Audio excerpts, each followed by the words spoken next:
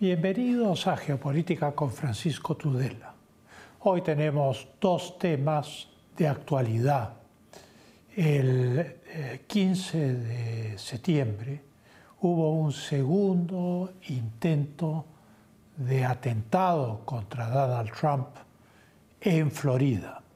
Fue protegido por el servicio secreto, el expresidente Trump, y su asesino o potencial asesino fue finalmente capturado por la policía. Esto naturalmente lleva a una serie de consideraciones sobre la campaña electoral americana y su intensidad. El segundo tema que vamos a tratar hoy es un tema de tecnología militar. Los Huthis en Yemen, a 2.040 kilómetros de distancia de Israel, han lanzado un misil hipersónico contra Israel. Y este misil ha logrado pasar a través de las defensas del domo de hierro y ha hecho explosión en la zona central de Israel. Esto naturalmente plantea interrogantes: ¿de dónde salió el misil? ¿Cómo es que los Huthis acceden a esta tecnología? Y el segundo tema dentro de lo tecnológico es la muerte de 10 militantes importantes de Hezbollah y más de 2.700 afectados, heridos, por la explosión de Vipers, de localizadores que Hezbollah había comprado, localizadores Vipers de última generación, que a una hora dada hicieron explosión, matando a 10 miembros de la organización Hezbollah, hiriendo a más de 2.700, 300 de ellos muy graves. Con estas noticias volvemos en un instante.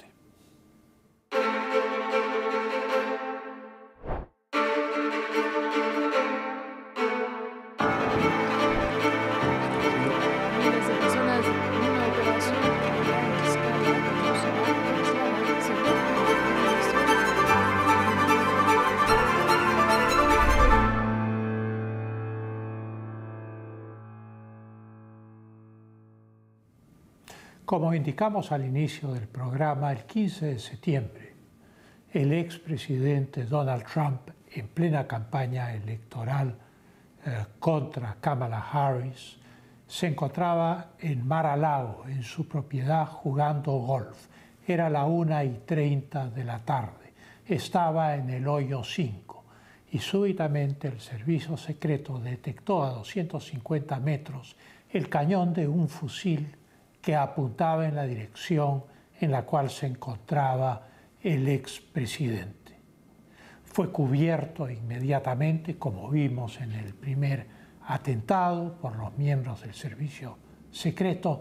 Se efectuaron disparos contra la zona donde estaba el presunto asesino, el cual huyó, dejando tras de sí una cámara GoPro, un fusil tipo AK-47 semiautomático con mira telescópica y una mochila cuyo contenido todavía no ha sido revelado por el FBI. El sujeto huyó en una camioneta Nissan negra. Esto fue visto por un testigo que alertó a la policía y lograron detener al asesino. El sospechoso coincidía con la descripción del testigo, al igual que el automóvil, y era Ryan Routh, de 58 años. Era un hombre que se había presentado hace 2 años a la Legión Extranjera Ucraniana, una especie de organización de mercenarios, y fue rechazado por esta organización, a pesar de haber grabado un pequeño vídeo en el cual defendía la causa de Ucrania, atacaba duramente al presidente Trump, elogiaba al presidente Biden, etc. Probablemente fue rechazado por la edad, 58 años, y por el físico. Pero el hecho es que la adhesión, digamos, emocional de este hombre a la causa ucraniana era indiscutible, y al Partido Demócrata novedosa, puesto que ya se ha averiguado que en el 2016 votó por Donald Trump. O sea que es un caso de desilusión. El hijo del señor Routh ha señalado que su padre detestaba a Donald Trump, pero no era tampoco un novato. Esto es, se trata de un delincuente convicto que en esta oportunidad está siendo acusado de un crimen federal por porte ilegal de armas, para comenzar, pero ya había sido prontuariado y convicto, condenado por posesión de un arma de fuego con el número de serie limado, múltiples violaciones de tránsito, de exceso de velocidad, evasión de impuestos en distintos estados, en fin. El FBI ha determinado que Ryan Routh estuvo al acecho en los arbustos durante 12 horas, esperando la aparición o la colocación del expresidente en el lugar preciso para poder dispararle. Fue muy desafiante al ser arrestado. Naturalmente, el proceso y las cosas que diga en el proceso van a saber, nos van a hacer saber qué lo motivó a realizar este atentado, si hay alguien atrás de él o se trata simplemente de un lobo solitario que por su cuenta decidió asesinar al presidente Donald Trump, pero esto fue evitado por el servicio secreto. Trump, una vez que estuvo a buen recaudo, mandó un email a sus partidarios diciendo: estoy a salvo y bien, nunca me rendiré. Estas declaraciones naturalmente no fueron las únicas. El presidente Biden condenó el intento de asesinato, expresó su preocupación por este atentado y dijo que había que darle más recursos al servicio secreto, que había que atender las necesidades del servicio secreto. Por su parte, Kamala Harris escribió en X: la violencia no debe tener lugar en América, sin mención específica a Donald Trump. Donald Trump, por su parte, ha sugerido que la campaña demócrata ha desatado odio.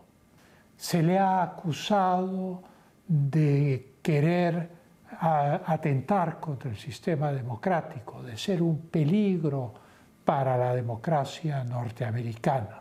Y dice Donald Trump que esta campaña de acusaciones, que reverbera en toda la red en una serie de mensajes de odio, puede haber sido un factor importante en la decisión de Routh para intentar asesinarlo.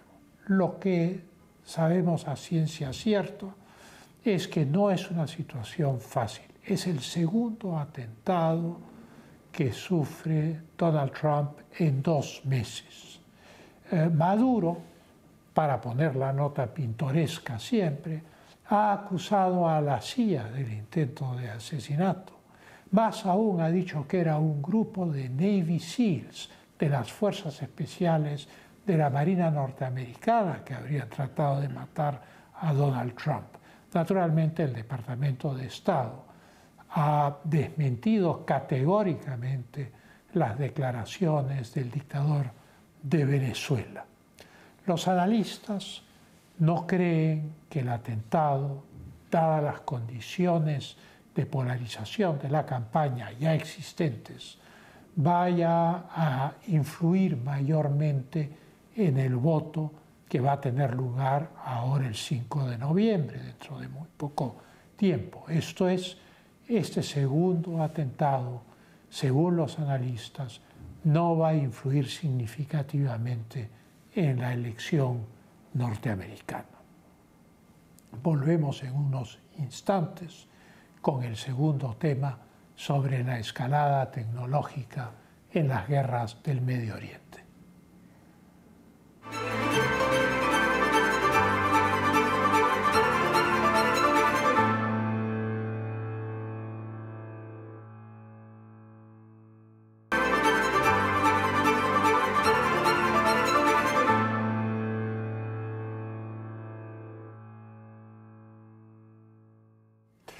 En el Medio Oriente hay una escalada tecnológica en el conflicto entre los hutis y el Estado de Israel.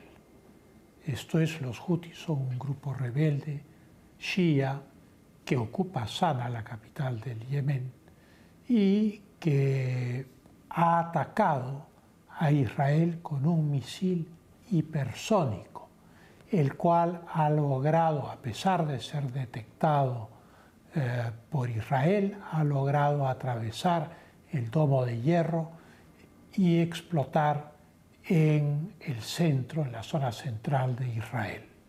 Esto es un aumento del umbral tecnológico, puesto que este tipo de misiles no habían sido utilizados en el Medio Oriente hasta ahora.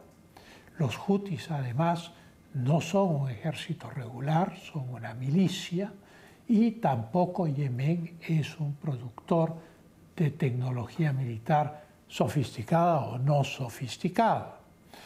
El primer ministro de Israel reaccionó inmediatamente frente al ataque, en el cual 9 personas han quedado heridas mientras buscaban ir a los refugios, porque se dio la alerta y sonaron las alarmas en la zona central de Israel, en Tel Aviv, en el aeropuerto Ben Gurión.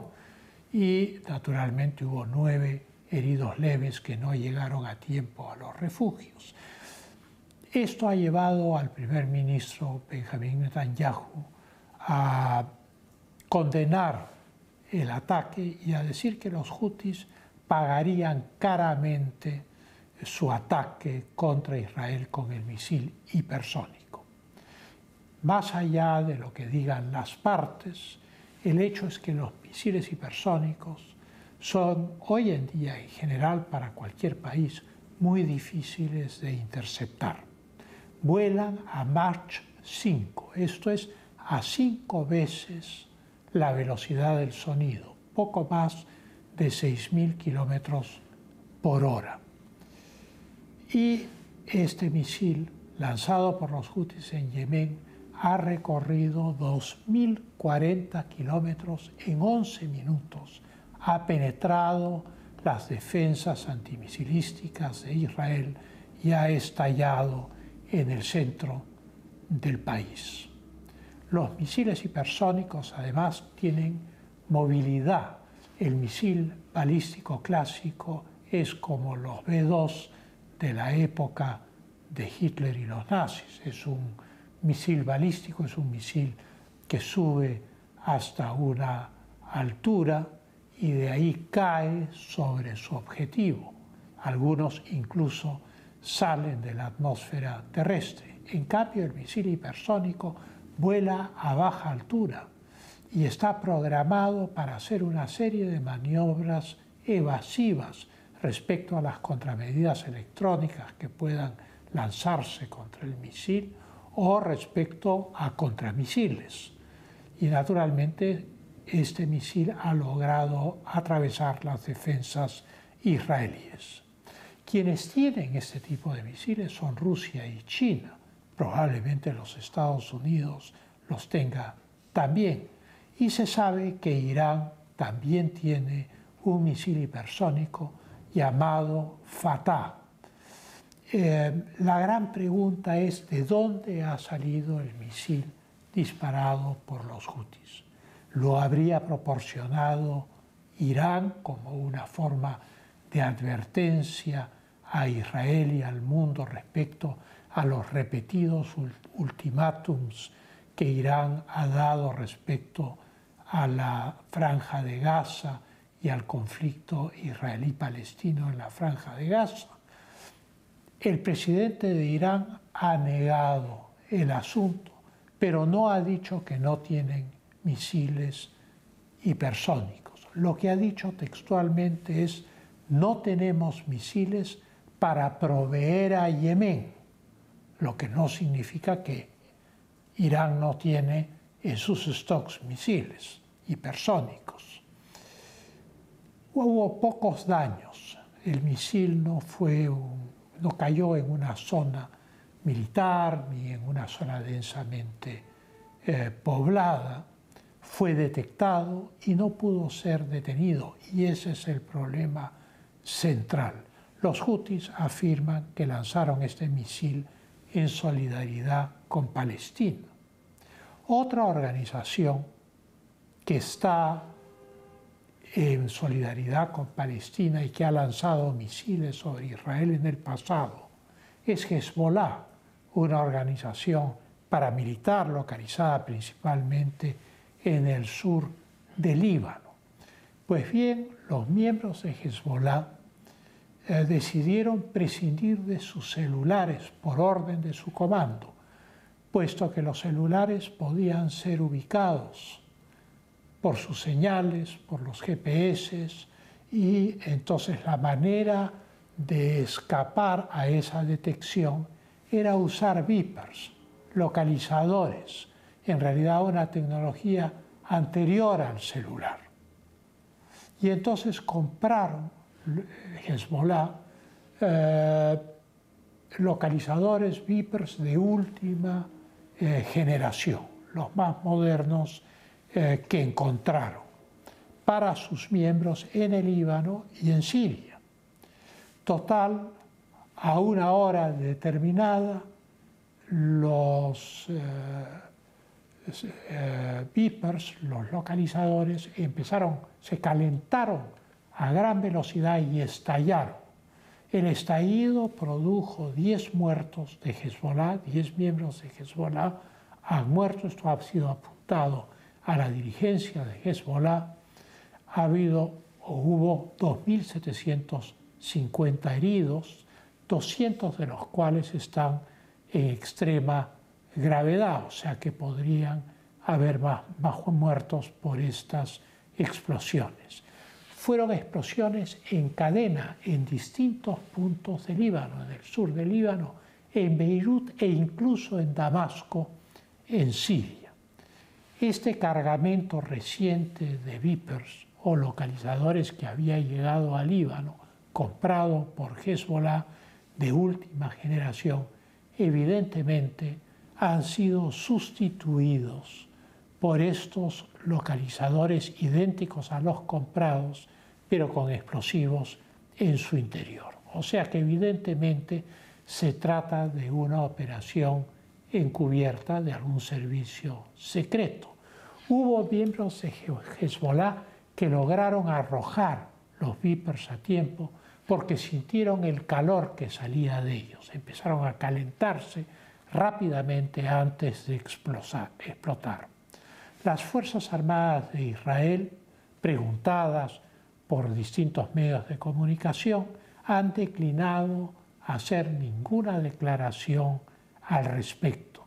Y los altos dirigentes de Hezbollah y sus asesores heridos culpan naturalmente al Estado de Israel de este atentado. Explotaron principalmente en los bolsillos de los pantalones de los miembros de Hezbollah o en sus manos. Las consecuencias entonces de no utilizar los teléfonos móviles y reemplazarlos por beepers para no ser rastreados, pues no ha resultado ser la mejor solución. el embajador de Irán en el Líbano está entre los heridos por la explosión de los Vipers. Volvemos en unos instantes con las conclusiones del día de hoy.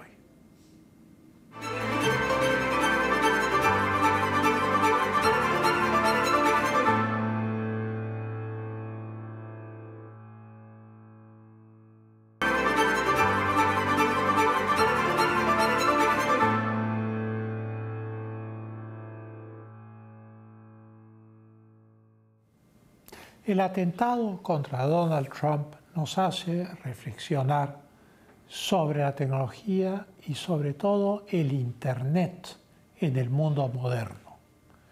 Evidentemente, en toda campaña electoral siempre se ha atacado al adversario y en esta campaña electoral, que es especialmente, digamos, conflictiva y polarizada, los ataques han sido muy duros. Donald Trump ha sido acusado literalmente de atentar contra la democracia norteamericana por el Partido Demócrata. Pero el factor que diferencia los conflictos o los combates políticos en el mundo de hoy de los combates políticos en el siglo XX, por ejemplo, son las redes. Esto es, el ataque es lanzado abiertamente en la campaña política por el Partido Demócrata contra el presidente Trump. Pero una vez que eso entra a las redes, es objeto de enormes campañas anónimas por trolls, bots, etcétera, que van incitando o creando un ambiente de odio. Esto es, la tecnología de las redes tiene un efecto multiplicador sobre lo que las personas dicen o afirman en campañas electorales, en campañas de publicidad o simplemente en declaraciones dadas a la prensa. Y por lo tanto se convierte en un arma política cuya letalidad está en el mensaje anónimo y no en el mensaje inicial, en los ataques que el mensaje inicial producen una vez que se replica en las redes y los trolls y los bots entran en acción para atacar al candidato que es objeto de esas afirmaciones. Esta tendencia, esta influencia de la tecnología en el clima político electoral contemporáneo es algo que no puede sino empeorar. Y evidentemente plantear una censura en las redes no solo no es conveniente, sino que plantea una imposibilidad desde el punto de vista técnico, a menos que haya un régimen absolutamente dictatorial como el de Venezuela o la China o Corea del Norte. De tal manera que la tecnología es un multiplicador que genera olas de sentimientos. Y estos asesinos, si es que son lobos solitarios y no personas digitadas, pues evidentemente son motivados para hacer sus intentos de asesinato contra Donald Trump por estas olas de odio. Además, utilizan tecnología. Se ha descubierto que el primer asesino tenía en su automóvil un drone que también había utilizado para el planeamiento y ejecución de su intento de asesinato contra Trump. El segundo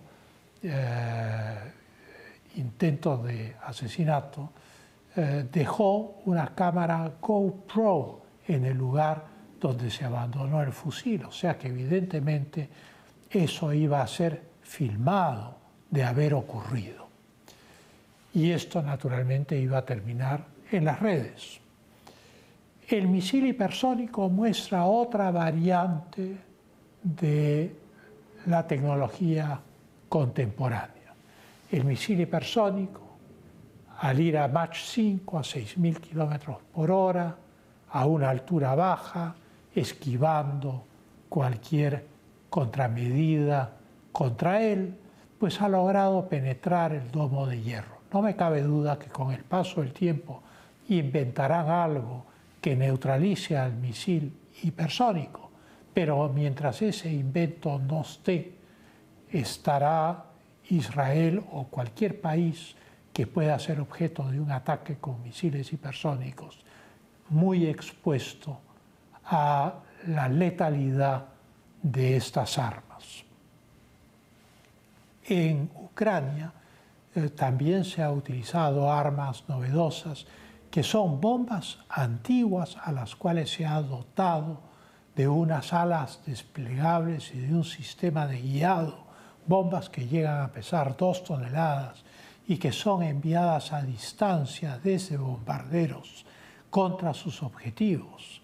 Y ha habido un caso hace poco, que es el de Poltava, en Ucrania, donde el edificio de un colegio ha sido pulverizado y el área circundante por una de estas superbombas guiadas y con alas. Ahí han muerto más de 1000 personas, casi todos combatientes extranjeros al servicio de Ucrania. La tecnología, después de la Primera Guerra Mundial, fue objeto de preocupación de filósofos y había una visión negativa en el sentido de que la tecnología podría dominar al hombre.